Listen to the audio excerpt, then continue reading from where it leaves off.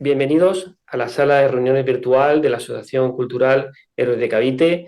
Hoy contamos con la presentación del curso Historia de la Hispanidad, que va a presentar el director del Centro Rocío, gran amigo, César Guevara. Y bueno, también contamos con dos de las personas que le van a ayudar en la impartición del mismo, como son Eric Cárdenas de México y Rafael Aita, capitán Perú, desde Perú. César, bienvenido. Cuéntanos un poco de qué va a ir el curso y por qué es importante asistir a él y animar a la gente a que participe, a que se apunte. Hola, hola, hola. Tengan todos ustedes buenos días, buenas tardes, buenas noches, desde donde nos estén escuchando. Escuchen un poco la voz, pero estoy un poco constipado. Ha cambiado un poco el clima por estos lares.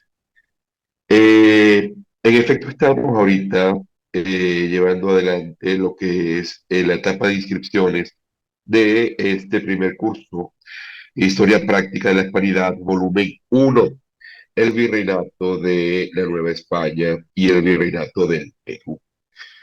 Curso, por demás, realmente muy pedido, muy solicitado a raíz de lo que fueron los cursos anteriores que hemos dictado de Historia Práctica de España. Usualmente los alumnos de Historia Práctica de España se quedaban con la incertidumbre, ¿no? Siendo que una de las sesiones, de las 12 que dictábamos, era España en América, pues se quedaban con la duda de poder ingresar un poco más a profundidad acerca de lo que era la historia de estos virreinatos. Por eso comenzamos a pensarlo un poco, comenzamos a pergeñar lo que podía ser un futuro curso acerca de la historia de los virreinatos. Y decidimos, precisamente, dado que es bastante común que las personas puedan de alguna manera criticar este tipo de iniciativas, hacerlo con voces autóctonas de los virreinatos, ¿no? Entonces, bueno, decidimos emprender la búsqueda de aquellos descendientes de los pobladores de los virreinatos que estuvieran en la actualidad en la posibilidad de dictar clases. El primero que conseguimos fue a Rafa, de hecho nos conocimos en Madrid, creo que precisamente una actividad que tuvimos con Héroe de Cavite juntos. Y bueno, el desparpajo con el cual Rafa narraba a los incas hispanos, pues yo dije, pues este es el que tiene que dar el virreinato del Perú. A Eric lo conocimos luego, lo conocimos a través de las redes sociales, tuvimos alguna conferencia, alguna entrevista, alguna cosa tuvimos junto a Eric, y en general en la maestría con la cual Eric se encarga de dominar la historia de México, ¿no? Desde una perspectiva objetiva, correcta, histórica. Fue lo que hizo entonces que entabláramos conversación. Así iniciamos este camino de preparar un curso que no es nada sencillo. La etapa de la grabación, del diseño, no es en lo absoluto fácil, pero yo debo decirles que estamos realmente muy satisfechos con el resultado. Yo, que fui el primero que vi las sesiones tanto de Eric, que dicta el Virreinato de la Nueva España, como de Rafa, que dicta el Virreinato del Perú, estoy realmente maravillado. Hay una gran cantidad de cosas que ignoraba profundamente. Hay una gran cantidad de cosas que creo que a la gente le va a hacer particular ilusión enterarse.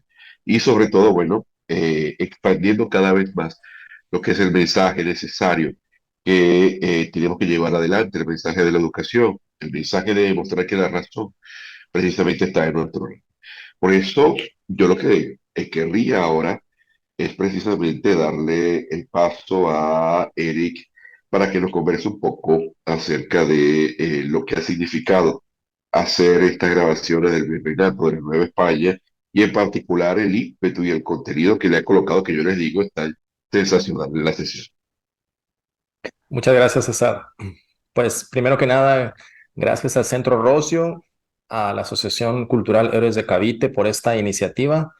Me parece realmente fundamental en estos tiempos conjuntar la que pareciera ser una historia totalmente ajena, ¿verdad? La historia de México, la historia del Perú, la historia de España, eh, cuando pues no es así, cuando durante más de 3 siglos tuvimos una historia compartida, tuvimos un idioma, bueno, tenemos todavía un idioma compartido, tradiciones, cultura, etcétera. Y bueno, todos esos aspectos que nos unen actualmente como cultura, muchas veces no podemos explicar de dónde vienen esos aspectos. Muchas veces la historia que se nos enseña en diferentes medios de comunicación, en los medios oficiales, en las escuelas, en los libros, etcétera, está muy limitada simplemente a nuestros países o simplemente a ciertos periodos, sobre todo de la formación ya de las repúblicas actuales. Entonces vale la pena empezar a explorar lo que ocurrió antes de la formación de nuestros países. Vale la pena empezar a conjuntar estos esfuerzos para ver las similitudes, para ver globalmente toda la historia que tenemos en común. Y bueno, en este sentido, este esfuerzo que hace Centro Rocio, que hace César, para precisamente contactarnos y empezar a hacer estas sesiones, pues es lo que estamos presentando el día de hoy. Se trata de 3 sesiones de la Nueva España y 3 sesiones del Virreinato del Perú, donde hablamos de cómo se fue conjuntando este virreinato, es decir, qué había antes de que existiera, en mi caso, el Virreinato de la Nueva España, cómo se fue creando este virreinato, ¿verdad? Una segunda sesión habla acerca del periodo histórico que abarcan estos 3 siglos. Se da obviamente de manera general, pues es una historia muy compleja, llena de diferentes sucesos. Sin embargo, bueno, se da un panorama de cuáles fueron los procesos principales, hechos destacables que se dan en estos 300 años en el Virreinato de la Nueva España. Y posteriormente, bueno, el momento en el que se separa la parte continental de este virreinato para conformar lo que actualmente llamamos México, aquí en el caso de esta parte del continente, ¿verdad? Entre unas de los objetivos de este curso, pues es quitar varios mitos o quitar varios clichés, estereotipos, ¿verdad? De cómo se concibe la historia pues, de lo que actualmente llamamos México, que antes fue la Nueva España, pero antes, ¿qué fue? Bueno, antes fueron diferentes áreas culturales, una gran diversidad cultural, una gran diversidad de distintos pueblos, entonces se menciona eso en la primera sesión, ¿verdad? Entre estos estereotipos, pues uno de los más significativos, ¿verdad? Es que México es conocida como la nación azteca, cuando los aztecas pues realmente eran una sola tribu, ¿verdad? Un solo grupo étnico que llevaban poco menos de un siglo tratando de conformar una unidad política imperial con un sistema centralizado que en algunos momentos era brutal, ¿verdad? Y a veces no concebimos que la zona maya era otra cosa, que Occidente era otra cosa, que había otros señoríos, que había una gran cantidad de unidades políticas en la época prehispánica y que además, ¿verdad? El imperio más consolidado no era el azteca o el mexica, sino que era el tarasco, que tenía ya un par de siglos con una unidad centralizada, ¿verdad? Una unidad política más centralizada, territorios más consolidados, que entró en choque con el imperio llamado azteca o mexica y que le ganaba las batallas a los aztecas, ¿verdad? Entonces, bueno, esta parte generalmente no se conoce ni tampoco se conocen los otros desarrollos. Una de las cuestiones más importantes también que hay que tomar en cuenta es que a la llegada de los primeros exploradores provenientes de la península ibérica, pues en realidad Mesoamérica o esta zona civilizada entre México, Centroamérica, etcétera, ¿verdad? No se encontraba en su apogeo civilizatorio. Zonas como la Maya eran realmente pequeños señoríos, ya habían decaído las ciudades que actualmente visitamos como turistas, ¿no? Como Chichen Itzá, como Palenque o Tikal en Guatemala, o sea, estas grandes ciudades que son atractivos turísticos de primer nivel, en realidad ya habían sido abandonadas hace siglos. Chichen Itzá tenía un par de siglos de haber sido abandonada. Las ciudades más al sur como Tikal o Palenque tenían prácticamente 7 siglos que estaban perdidas en la selva. Entonces lo que se encuentran es algo muy distinto a lo que a veces concebimos de lo que eran las civilizaciones prehispánicas. Entonces, bueno, un primer, un primer acercamiento a esta parte de la Nueva España, pues es entender en qué momento llega este contacto y cómo se van dando esos procesos de alianza, de negociación, de guerra, de conquista, etcétera. para no caer en esta visión maniquea, en esta visión estereotípica de la cual normalmente se habla en diferentes medios de comunicación y pues que ocasiona todas estas malas interpretaciones, ¿verdad? Y que ocasiona muchas veces todas estas discusiones que tenemos entre un país como México, un país como España, los demás países hermanos de Hispanoamérica. Entonces, bueno, de esta manera, ¿verdad? Arranca el curso acerca de la Nueva España para entender de manera global, como bien lo comentaba César, buscando siempre la objetividad, buscando siempre un relato histórico que no juzgue, ¿no? Sino que intente entender por qué se van dando estos sucesos históricos y, bueno, comprender por qué a partir de estos contactos, a partir de estos elementos que van entrando precisamente en contacto, bueno, va surgiendo una civilización como la nuestra. Entonces, bueno, este curso de Historia de la Hispanidad, precisamente uno de sus objetivos es entender, pues, esta cultura de la que somos parte, ¿verdad, César? No, maravilloso, y como digo, yo que he visto las sesiones, vaya, vaya que sorprende. Creo que ahora Rafa puede comentarnos un poco acerca de cómo ha sido el proceso en que apoyo grabar tus sesiones y un poco el contenido de las mismas. Así es, precisamente, bueno, también junto con el virreinato de Nueva España, tenemos la historia del virreinato del Perú, los dos primeros virreinatos, precisamente, y que cuenta precisamente toda esta evolución y el paso que se da desde el Imperio Incaico hasta el virreinato del Perú, ¿no? Precisamente lo justamente relevante de que estas historias se cuenten desde cada una de nuestras localidades es que da esa otra perspectiva que muchas veces no nos enseñan en historia, ¿no? De, por ejemplo, en lo que tenemos de la historia de España, no se suele enseñar la historia del Perú, o por lo menos la historia del Perú prehispánico, ¿no?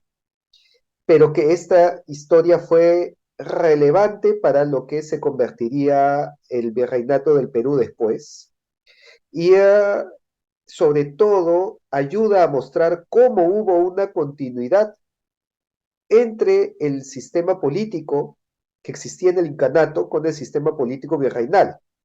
Y por eso también tocó un tema de sistemas políticos dentro de mi ponencia, que complementa bueno, la información que ya en algún momento he dado en conferencias o en mis libros, ¿no? Si alguno ha llegado a adquirir o a leer mi libro de los incas hispanos, pues va a encontrar un buen complemento de lo que hablo en el libro, en este curso, una actualización también de algunos datos, algunos temas que he ido descubriendo desde la publicación del libro y que nos ayuda a entender mejor cómo funcionaba el virreinato del Perú.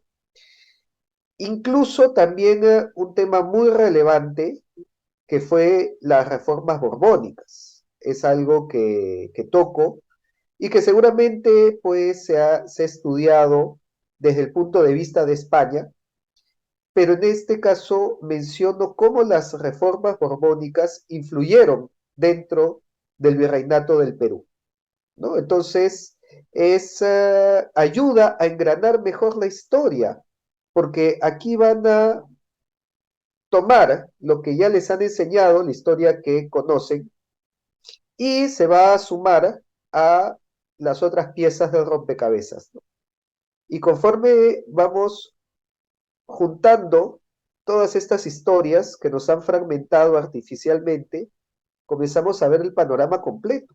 Y al ver el panorama completo, se entienden más cosas y también así se permite contrarrestar y contraargumentar lo que se dice con respecto a la leyenda negra, ¿no?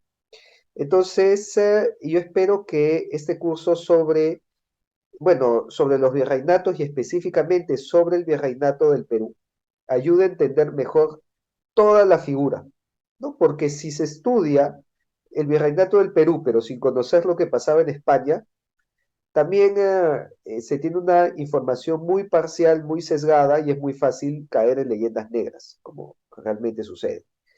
Igual, ¿no? Si se comienza a estudiar la historia desde España, pero sin tomar en cuenta lo que sucedió en el Perú, se va a tener solamente una parte de esta mirada y no se va a entender tampoco a su plenitud.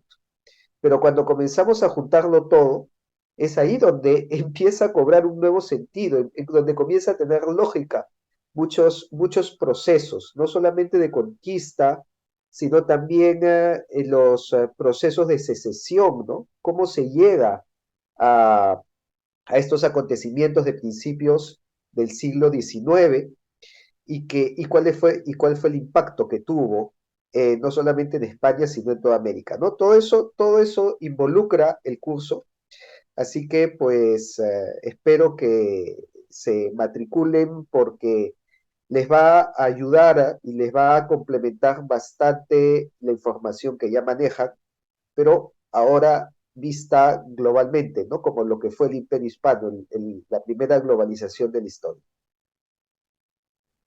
Fíjate que, de hecho, usualmente al momento en el cual nos hacen preguntas sobre la inscripción, hay personas que nos dicen que si hace falta que sean estudiantes de historia, que sean historiadores. No, no, no.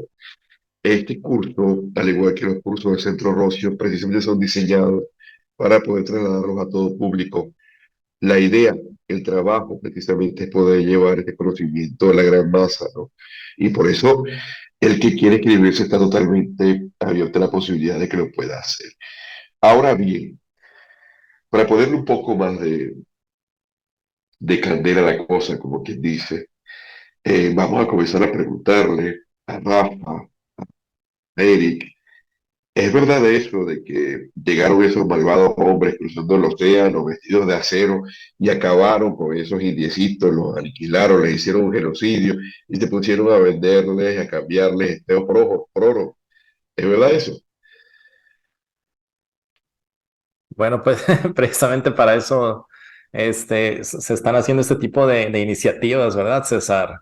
Porque es una historia, esta historia maniquea, ¿verdad? Esta historia llena de estereotipos, llena de prejuicios, pues nos ha hecho mucho daño a nuestros países en Hispanoamérica, ¿no? Porque tienes por un lado que tus ancestros, ¿verdad? Tus ancestros culturales, genéticos, históricos, son o unos hombres abusadores que llegaron a hacer rapiña del otro lado del mundo, o son unos ingenuos, buenos para nada, que no pudieron defenderse, que nacieron en tu territorio. Entonces, de cualquier modo, ¿verdad?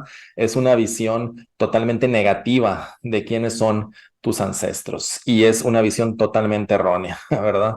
Entonces, en ese sentido, de lo que se trata también es de entender que Mesoamérica, Aridoamérica, lo que es actualmente territorio mexicano, no era ningún paraíso terrenal a la llegada de los españoles, a la llegada de Hernán Cortés y los siguientes conquistadores de los cuales se habla, ¿verdad? Que tampoco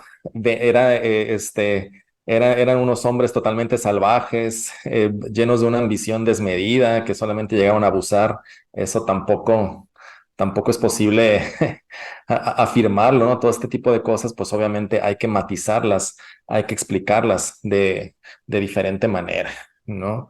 Tenemos por un lado precisamente que todos estos grupos indígenas pues presentaban una diferente forma de agencia, es decir, se explica cómo pues enfrentaron el arribo, la presencia de esos extranjeros de diferente forma, ya sea anticipándose, haciendo alianzas, enfrentándose, o sea, fue una multiplicidad de historias que si se reduce simplemente a esta visión maniquea que se maneja mucho en medios de comunicación, que se maneja mucho en medios oficiales, entonces no te permite realmente entender de dónde viene tu cultura y dónde viene tu historia. En algún momento se habla, por ejemplo, de Nahum Paz de Cozumel, ajau o cacique maya, quien muy probablemente ya sabía que estaban estas civilizaciones, estos hombres habitando hombres y mujeres habitando estas islas en el Caribe, ¿no?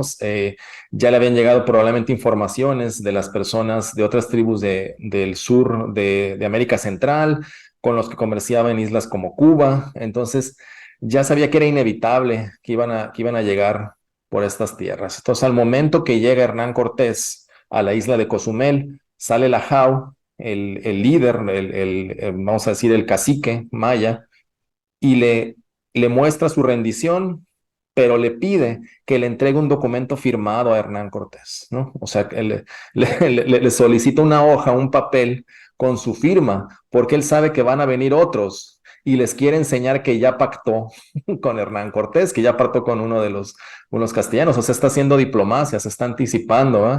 No son, lo voy a decir así, no son ningunos monigotes que nada más están a expensas de que llegue alguien a destruirlo, ¿no? Está haciendo estos pactos y bueno, ya platicando de cómo pueden, ¿verdad? Se entera de que pues hay dos náufragos ahí en la zona maya, que son Jerónimo de Aguilar y Gonzalo Guerrero, uno de ellos religioso, ¿verdad? Jerónimo de Aguilar, que fue tratado como esclavo, y el otro pues que logró ascender en la sociedad maya, Gonzalo Guerrero, que es actualmente, que tiene un puesto alto, ¿no? Que se emparentó con la hija de uno de los caciques cercano a Chetumal, y que bueno, que están esos dos ya náufragos ahí en la zona. Entonces tenemos que este proceso de contacto no es nada más de que lleguen a arrasar o no es nada más de que lleguen a abusar. Además, claro, como lo hemos dicho en otros lugares, ¿no? De que los españoles no eran ni Rambo, ni John Wick, ni tenían armas del siglo XX o del siglo XXI para arrasar con cientos de personas a la vez, ¿verdad? Eran básicamente un puñado de marineros que estaban explorando, que tenían que ver qué es lo que había de este lado, qué ventajas podían sacar, con quién podían hacer alianzas, etcétera. Entonces, todo este complejo proceso, perdón, de contacto, bueno, es algo que nos debe quedar un poco más claro, precisamente en el entender este pasado, ¿verdad? En el entender cómo fue surgiendo esta civilización hispana.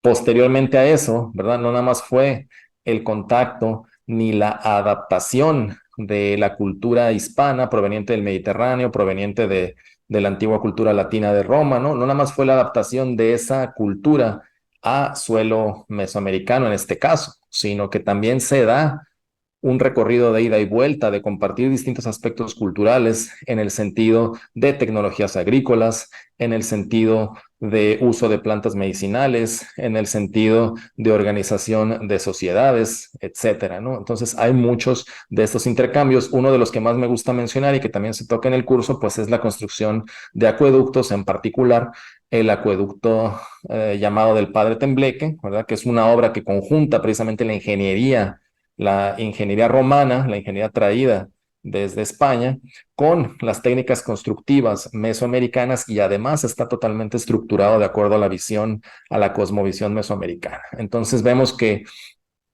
ya no podemos entender con toda la información histórica, con todas las fuentes, con todos los diferentes relatos, ya no podemos comprarnos esa visión maniquea de la historia y pues ahora hay que hacer, ¿verdad? Estos proyectos, estos esfuerzos de ir divulgando una historia mucho más rica, mucho más apasionante y mucho más fascinante que nos permita también entender con mayor claridad toda la riqueza que tenemos nosotros como hispanos.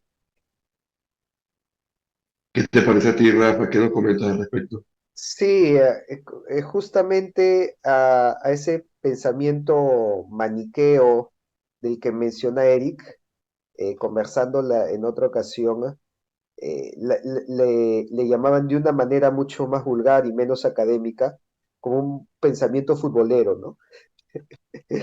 Y yo no sé si el fútbol influye en algo en esto, pero hemos visto mucho en nuestros países que o eres de un equipo y si lo criticas eres del equipo contrario, ¿no? Si criticas al Madrid, tú debes de ser un maldito culé separatista, este es el Barcelona, ¿no? Y viceversa, ¿no? Si criticas al Barcelona, este seguro es del Madrid y tenemos como si todo en nuestra historia fuera una cancha de fútbol con dos equipos enfrentándose. Y eso creo que nos pasa en todos nuestros países, ¿no? Llámalo Boca River, Alianza U, o sea, el clásico que sea que tengamos en nuestro país, ¿no? Y es que parece que sí, pues que eso se nos ha quedado.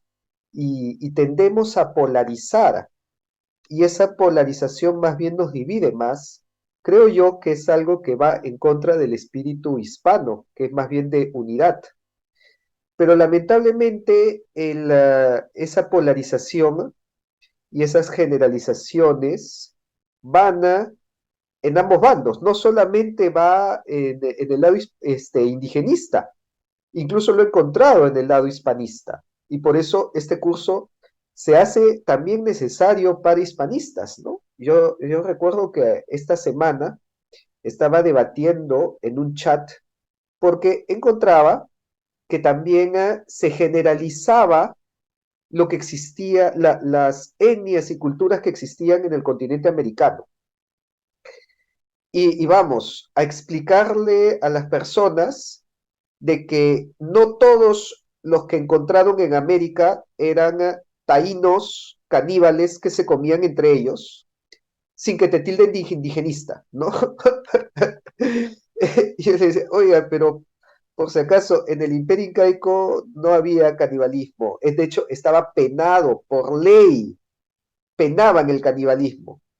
Y me decían, no, que eran unos salvajes, que España llevó la civilización y que los sacó de la edad de piedra. Pero un momentito, mira también las evidencias si tú los defiendes debes ser indigenista. ¿Cómo te explico que yo puedo defender lo que era la civilización incaica y no por eso ser anti-hispanista o estar en contra del hispanismo, sino todo lo contrario, ¿no? Los primeros indigenistas, así entre comillas, fue tal vez Isabel la Católica, ¿no? Que defendió el derecho de los indios y los consideró sus súbditos exactamente igual que los peninsulares. Y creo que ese es el espíritu, ¿no? El espíritu debe ser el de reconocer las virtudes, al igual que los defectos, el considerarnos iguales y el basarnos en la historia, ¿no? En la evidencia, porque si nosotros comenzamos a hacer nuestras propias leyendas, no nos diferenciamos en nada de aquello que criticamos. Y por eso justamente es este curso, ¿no? Este curso es para basarnos en evidencia, en la historia, en una ciencia que estudie sin polarizaciones ni politizaciones los periodos históricos, ¿no? Y entender de que en el continente americano existía tantas diferencias, incluso entre los mismos aztecas e incas, que muchos les gusta equipararlos, incluso yo creo que los que más los meten en en la misma bolsa son los indigenistas. Y ese es un error que nosotros les podíamos hacer ver. No existía una comunidad indígena, no existía una Abya. Abyayal es un término que han sacado de alguna etnia por Panamá o por Colombia, que no tenía el concepto de continente, pero no había ese concepto de agrupar, de integridad continental, como el día de hoy se quiere hacer pensar que todos los indígenas formaban pues una unidad, todas las etnias estaban unidas en un mismo espíritu, en armonía con la tierra, con la naturaleza y con la Pachamama. Y por supuesto que no era así, ¿no? Existen tantas diferencias entre incas y aztecas como lo podía existir con cualquier etnia y cultura que había alrededor del mundo, ¿no? Muchas veces yo pongo el ejemplo que el comparar, el meter en un mismo saco a todas estas culturas, es como querer equiparar a los romanos con los hunos, ¿no? O con alguna tribu bárbara que solamente porque se encontraban en el mismo continente. Y vamos, recordemos que el continente americano es más grande que el continente europeo. Entonces las diferencias pueden ser aún mayores, ¿no? Hay razones para que las diferencias sean mayores por la lejanía, por la geografía, por las diferencias bueno, en condiciones naturales. Entonces, el entender eso nos da mejores argumentos para quitarnos muchos prejuicios de la cabeza, y para poder saber sustentar mejor nuestra posición, ¿no? Entonces, y espero que el curso sea para eso, ¿no? Yo recuerdo que cuando terminaba alguna clase, César, que ha tenido pues el privilegio de ser el primer receptor, el primer auditor, ¿no? Que ha escuchado lo que hablábamos, me decía, ahora me queda más claro, ahora me cuadra, ahora entiendo, ¿no? Y eso que, a pesar que él ha escuchado pues nuestras charlas, nuestras ponencias, en nuestros canales de YouTube, pero también el curso ha buscado brindar algo adicional, obviamente por un tema también de tiempo, ¿no? Normalmente en una charla, bueno, no tenemos más de una hora porque sabemos que la gente en YouTube o en una ponencia no dura más de una hora y hay que condensar bastante, ¿no? Acá hemos tenido 3 clases donde nos hemos podido explayar y que nos ha dado pie a profundizar y a mostrar más información que creo que nos va a servir a todos. Así que espero que la experiencia que ha tenido César se repita y que cada uno que vea también el curso diga, ah, pues mira, ahora sí con esto ya todo me calza, ¿no? Fíjate que en base a lo que estamos conversando, yo creo que lo hemos conversado un montón de veces en diferentes espacios.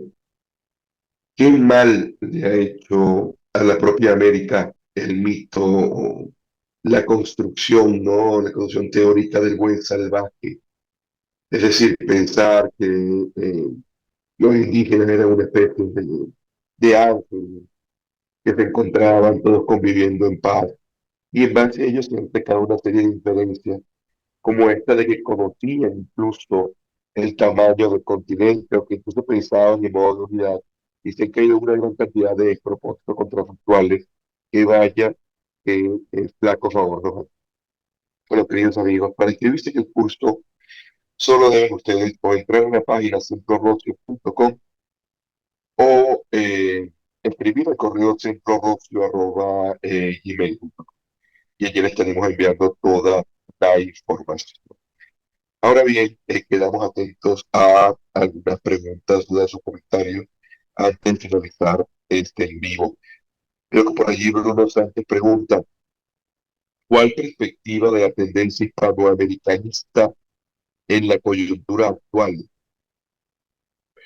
No entiendo bien la pregunta, no sé si ustedes la entienden, muchachos. Pues César, no sé si se refiere a los cambios políticos actuales que hay en nuestra región, donde vamos de gobiernos de derecha a gobiernos de izquierda, ¿no? A esa tendencia política o a un aspecto educativo. Eh, Digo, en este sentido, yo te diría que llevamos en un país como México aproximadamente de 2 a 3 décadas cambiando el discurso histórico, el discurso identitario. Es decir, hay nuevas revisiones de los personajes, de los documentos, tanto de la época del contacto como del virreinato, como de la época de las llamadas independencias. Y, y a pesar de que llevamos ya casi 3 décadas en este proceso, ¿verdad? Recordemos que, pues después de la Revolución Mexicana, estamos hablando de los años 30, de mediados del siglo XX, pues se construye una identidad de la nación mexicana basada en el relato liberal, donde se supone que hay un etos mexicano que viene de la época prehispánica, ¿no? Luego viene una época oscurantista, que es la época virreinal, y después una época, digamos, de renacimiento de ese México original que sucedió con Miguel Hidalgo en 1810. Ese es el relato que yo aprendí en la primaria, que todos, digamos, mis cogeneracionales hemos aprendido, e incluso hasta la fecha, ahí en mi canal de México antes de México tengo algunos videos donde analizo el relato histórico de los actuales libros de texto gratuito de oficiales, ¿verdad? Y no obstante que ya han pasado 3 décadas donde se han revisado estas perspectivas, ¿verdad? donde, por poner un ejemplo, ya no se entiende a un personaje como la Malinche, que fue traductora y consejera de Hernán Cortés, como una traidora, sino que ahora ya se entiende como un personaje muy relevante para construir las instituciones que formarían parte después de la Nueva España, donde, por ejemplo, ya se sabe que Miguel Hidalgo no buscaba la independencia de México, o sea, donde ya se han revisado todos estos personajes y se cuestionan muchas de estas cosas académicamente hablando. Esas reflexiones académicas todavía no permean en el relato histórico popular ni oficial. Es decir, como lo acabo de mencionar, los libros de texto de este año, que ha habido una gran controversia aquí en México, siguen manteniendo el discurso tradicional, ¿verdad? A pesar de estos cambios. Entonces, ¿qué sucede? Que a veces estas discusiones que tenemos, por ejemplo, aquí o que tienen otros entornos académicos, no pasan al relato popular ni a la historia oficial. Estamos apenas empujando un poco hacia eso, ¿verdad? No obstante, ¿verdad? Ha habido cambios en este relato oficial. Ya nada, o sea, a menos de que seas un radical, digamos, totalmente aferrado a un discurso anacrónico, a lo que llamamos descubrimiento de América, conquista, etcétera, le siguen llamando invasión, le siguen llamando genocidio, puesto que en ese sentido, incluso la academia de izquierda en México, ya en los diferentes debates, ya le llama el encuentro entre civilizaciones, ¿sí? Incluso en muchos textos, en el libro de texto actual, que sigue teniendo, como lo repito, la misma tendencia, ya no se le llama época colonial, ya se le llama época virreinal a este periodo de 300 años. No obstante, sigue habiendo sectores anacrónicos, sectores de pensamiento radical que suelen ser muy ruidosos, pues ya lo sabemos, ¿verdad? Que siguen insistiendo en llamarle la invasión de América, la época colonial, ¿verdad? Usando esos viejos nombres del siglo XX, a pesar de que incluso, ¿no? En el relato oficial ya cambió eso. No obstante, pues estamos en ese proceso en un país como México, no sé si así eso vaya esta pregunta, en el sentido de que el hispanismo, el comprender a México como pues un país actual, ¿verdad? En el entorno político actual, como parte de esta herencia hispana, todavía no es hegemónico, ¿no? O sea, el hispanista todavía se ve como una minoría, el entender a México como parte de la hispanidad todavía se ve como una minoría sin realmente una relevancia política, digamos, en la praxis actual, en la práctica de la política actual mexicana. No obstante, bueno, yo al menos en la labor de divulgación siento que cada vez más hay esta revaloración precisamente por pertenecer a la civilización hispana, por ser parte de esta cultura, y que bueno, va en este sentido avanzando poco a poco. Lo que nos ayuda mucho es de que pues ya contamos con medios digitales, ¿no? Contamos con este tipo de iniciativas y ya no dependemos únicamente de los medios oficiales o de los medios masivos que fueron los que impusieron esta visión de la historia en el siglo XX. No sé si hacia eso vaya esta pregunta, ¿no? En suma, en el relato popular, pues sigue habiendo un desconocimiento muy grande sobre el hispanismo, ¿verdad? Sigue siendo una minoría, aunque vamos avanzando en ir consolidando y revalorando esta herencia hispana en un país como México.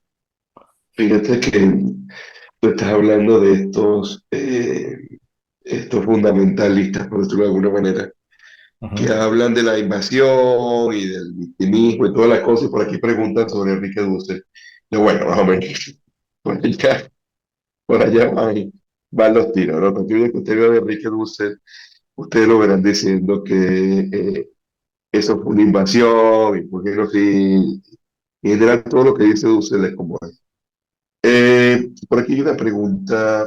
Pues no sé, eh, César, en cuanto a Enrique Dussel, precisamente es quien alimenta estas voces más reaccionarias, ¿verdad? Pero como te digo, incluso estas voces más reaccionarias tampoco son actualmente la hegemonía en el discurso oficial, ¿no? O sea, lo que sí es de que, como lo repito, son muy ruidosos, ¿no? Son los que comentan más improperios en redes, son los que realizan estas protestas, ¿verdad? Que tiran monumentos, etcétera, ¿no? A pesar de que no es, como lo repito nuevamente, tampoco es el relato hegemónico, sin embargo, sí es una parte radical de la sociedad. Tal cual. Bueno, vamos a leer un par de preguntas. ¿Cuándo comienza el curso? El curso va a estar disponible a partir del 25 de septiembre. Ustedes van a tener acceso a perpetuidad al curso. Así que por eso no se preocupen. Van a tener posibilidad de verlo como ustedes deseen.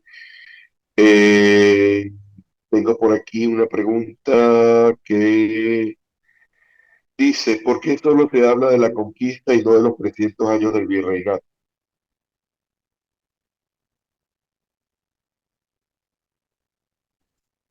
Rafa, ¿qué opinas? Porque si comenzamos a hablar de los 300 años del virreinato, se caen todos los mitos de la conquista, ¿no? Entonces, precisamente se nos ofrece en nuestra educación como si fuera un periodo de oscuridad, de esclavitud, de subyugación, de opresión, y que no hubo nada ahí, ¿no? Que simplemente fue extractivismo y explotación hasta que llegaron las independencias y pudimos hacer nuestra propia historia.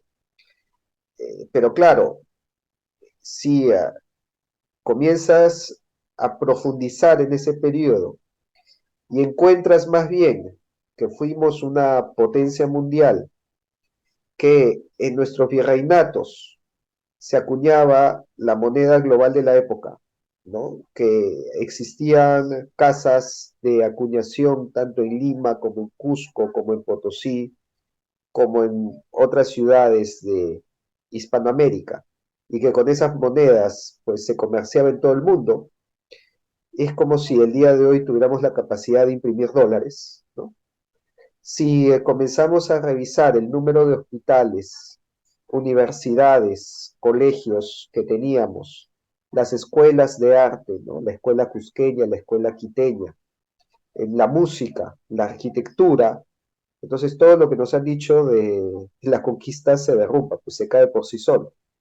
Y por eso es que no lo pueden decir, por eso es que lo ocultan. Pero es información precisamente a la que tenemos que acceder para derrumbar todos estos mitos. Estoy totalmente de acuerdo. Bueno, queridos amigos, ha sido un placer estar con ustedes en este live de Héroes de Cavite sobre este curso, esta primera edición del curso Historia Práctica de la Hispanidad, volumen uno, el Virreinato de la Nueva España y el Virreinato del Perú. Esperamos entonces que se inscriban en el curso, que podamos hacer que este conocimiento cada vez esté más cerca de que cada persona recuerde una historia contada para todos, como son cada uno de los cursos dictados por el Centro Roque, en este caso, en alianza con Héroes de Cavite. Entonces los esperamos por allí. Gracias a todos que están por aquí, gracias a Eric, gracias a Rafa, a Ángel que está por allí, Alberto que estaba antes. Y nada, te dejo las palabras, Ángel, para que cierres. Pues nada, gracias, gracias César por contar una vez más con Héroes de Cavite para seguir avanzando en esta nueva etapa, ¿no? Ya empezamos con Historia de España, ahora vamos a contar Historia de la Hispanidad en general. Y bueno, pues darte también la enhorabuena por los compañeros que los compañeros bueno, que te acompañan en esta ocasión, ¿no? Eric Cárdenas y Rafael Aita. Es una gran elección y seguro bueno, que después de este curso seguramente se repetirá más porque cuando se entere la gente de lo bien que está y tal y lo trasladan a otra gente, pues seguramente habrá que hacer como en la Historia de España, volver a repetir, ¿no? Entonces, pues nada, darte la enhorabuena por continuar con esta línea, con la línea educativa, que es donde tenemos que hacer fuerza para cambiar la leyenda negra, para crear esa nueva hispanidad que tanto reclamamos, ¿no? En el que seamos una unidad, la unidad, digamos, lingüística pase a ser también una unidad geopolítica, ¿no? Entre otras cosas, ¿no? Podamos avanzar todos más. Y para eso hay que derribar la leyenda negra, y para derribar la leyenda negra hay que conocerla, que es lo que precisamente estáis haciendo, en lo que estáis trabajando tú y los compañeros. Pues muchísimas gracias y aconsejar a todo el mundo a que se apunte al curso y bueno, en la web de Héroes de Cavite, en las redes sociales de Centro Rocio o la de los mismos ponentes podrán tener más información sobre el curso. Muchas gracias a todos.